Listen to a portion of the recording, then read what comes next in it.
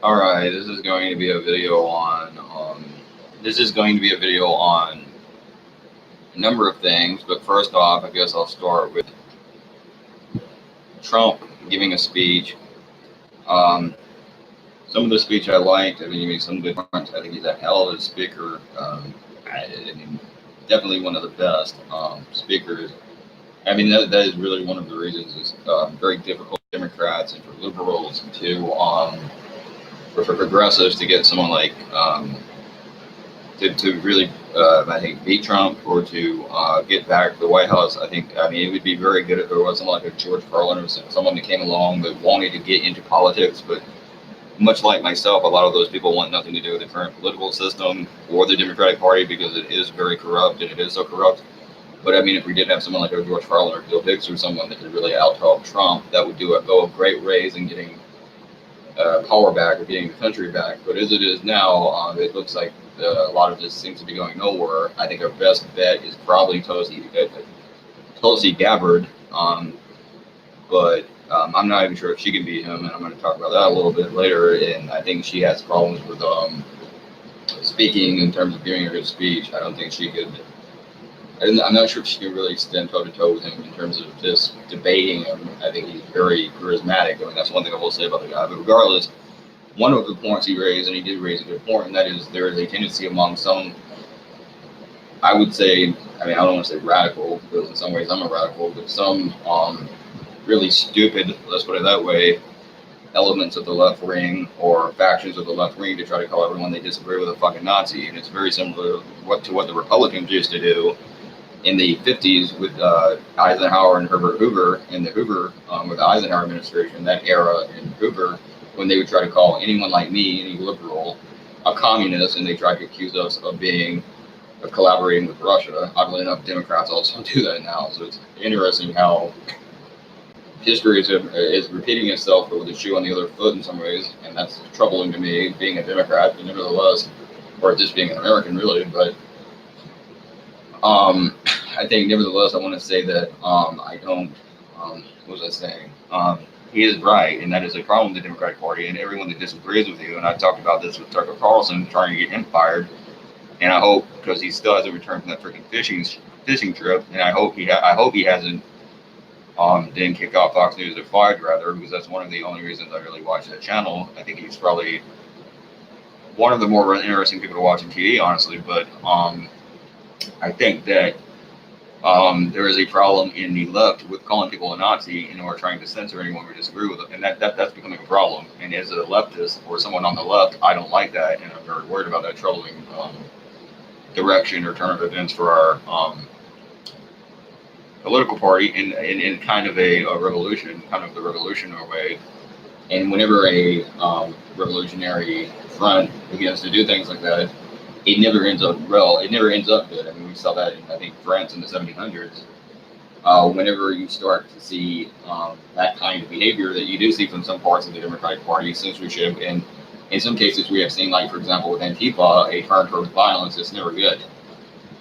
But regardless, with that being said, I would also like to say that I think this is also becoming kind of the pot calling the kettle black a little bit, because they also, and I was going to be more critical of Israel, but I'm not going to be now, because supposedly they did recently, I guess this morning or today rather, approve of at least one of the members of the squad going to Israel, or going to Palestine, as they called it, to protest the conditions of the people living in the West Bank and to protest for Palestinian rights. So Israel is granting that trip for at least one of them, and hopefully they do the other one as well, because I think that is their right, especially being representatives, and not to push the issue, but we do fund Israel quite a bit of money, and I don't think it's okay to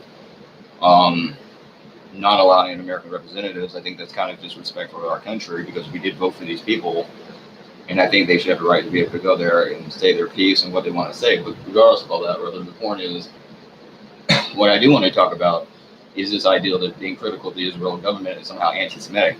But that is not what anti-Semitism is, and it's actually a great insult, and a great misjustice to the people who have died over the years from anti-Semitism and anti-Semitic ideals, and from real bigotry of all kinds and people that had died, or have died rather, And much of that can be seen in the Christian church as well as Islam, but certainly the Christian church, by the way. If you want to look to a great purveyor of anti-Semitism, you really need to look at the Christian religion, because oddly enough, or ironically, in spite of its Jewish origins, it has actually been a great producer of anti-Semitism in the world. But regardless of all that, rather the point is,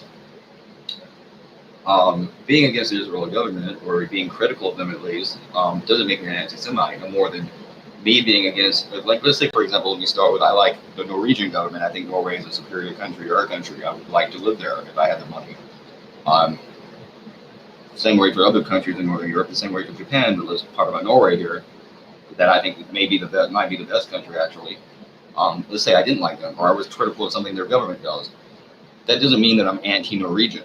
It just means I'm anti that government, or I'm pissed off about something they did individually. I am critical of my government, America, more than any other government in the world, and I'm constantly talking about them. Or I'm not. I guess I'm more critical of China and Saudi Arabia, but still, the one I talk the most about, at least, is this country or this government.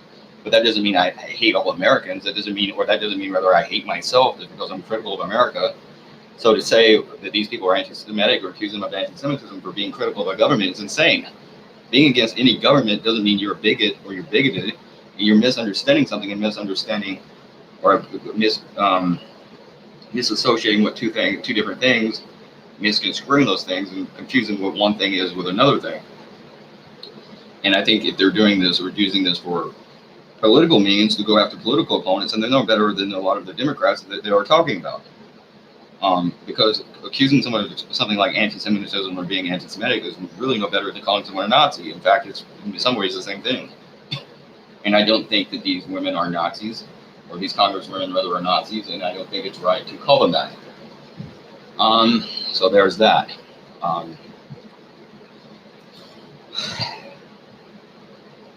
But also let me say, I'm not saying that I'm particularly more for Palestine or pro-Palestine over Israel. Like I said, I don't have a dog in that fight, and I've said this, and I have said this before. I do not live there, and I do not know what conditions in those countries are like, or who's right or who's wrong, or what's happening, or what's going on with these two people. Or these two groups rather. I do not know.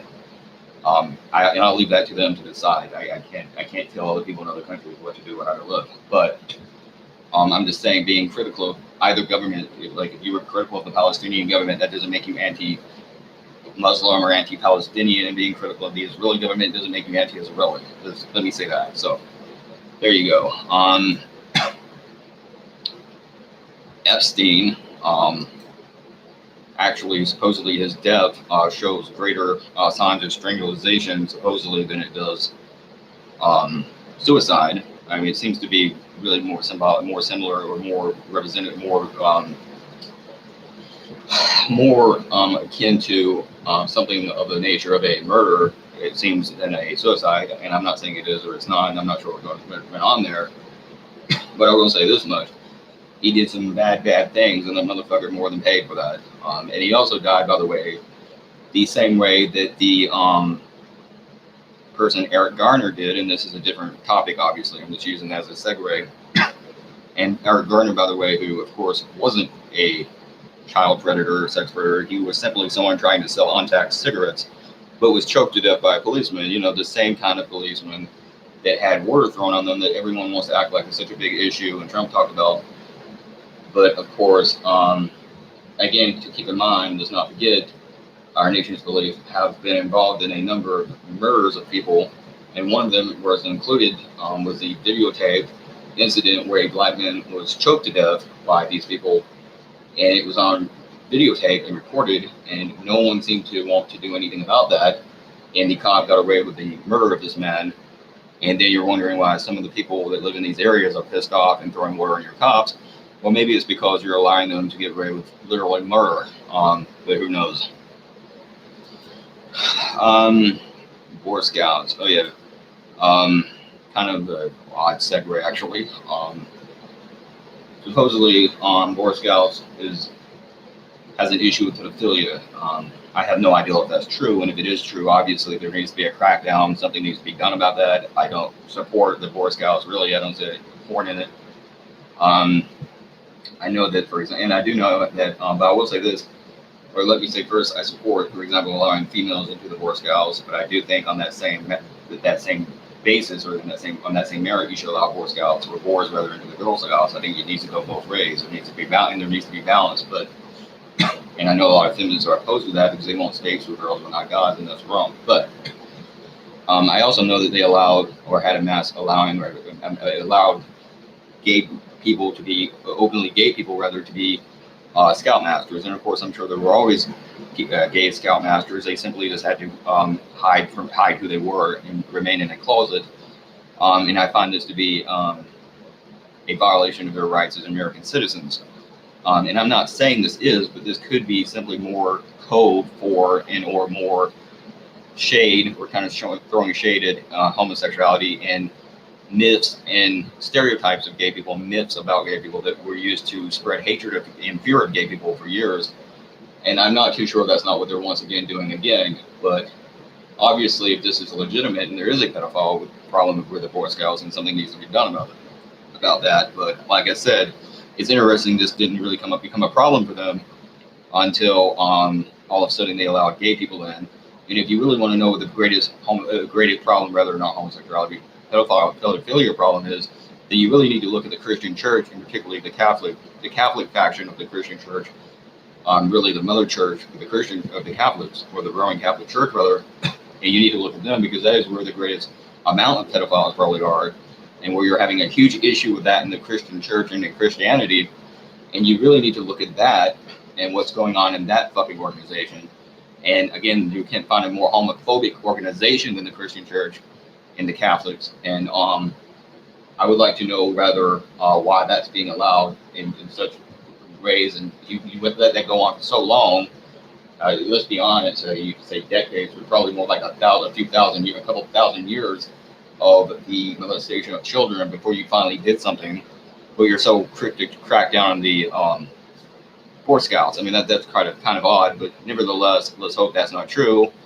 And also, let's hope that these idiots aren't just trying to fuck over gay people, because they also could be what they're doing. So there's that.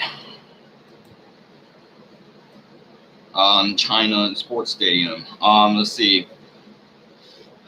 China, I forget what this was exactly, but China masses are filling up a sports stadium. And the mass is part of, damn it.